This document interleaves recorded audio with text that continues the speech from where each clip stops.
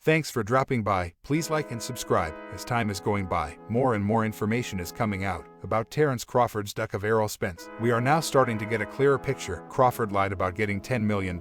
He was only guaranteed $2 million plus gate commissions, which we now know had only 15,000 buys if that, and equals about $600,000. This guy is a complete joke. Not only can't he sell pay-per-views, he's a terrible so-called businessman who can't be trusted to do business in good faith, but he is a complete liar. Now the whole boxing world knows he's a fraud. When it comes to Errol Spence, even his closest supporters have to take a step back and say, wow, tell me it's not true, Bud. Any clear-minded, even thinking person could see Bud did not want to fight Errol Spence. He was so afraid he left millions on the table, not fighting Errol Spence. Just the commissions off his fight with Spence would have paid him way more than he made fighting that, whoever he was. The cold hard truth is Terrence Crawford is afraid of Errol Spence. He's seen what he done to Ugas, Pedersen, Garcia, the list goes on, and he wanted no part of it. He tried to find a way out of the Spence fight and not look like he was ducking and tried to save face, but he failed on both accounts. Terrence Crawford is not pound for pound best in the world, not even close. He had a chance to prove it, but his cowardice got the best of him. He thinks he dodged a bullet, but far from it. Now he has backed himself into a corner, and the only people left to fight are true warriors. Boots, Virgil, the up-and-comers. If he takes one of those fights, bet your house, this guy will lose. Just watch. That man is not going to fight Errol Spence for any amount of money. Take my word for it. He will retire first. I don't know how we missed this. He's been telling us for the past few years. He doesn't need Errol Spence. He was a Hall of Famer without him. We just didn't really hear what he was saying. Now we know. He was telling us he was not going to fight Errol Spence.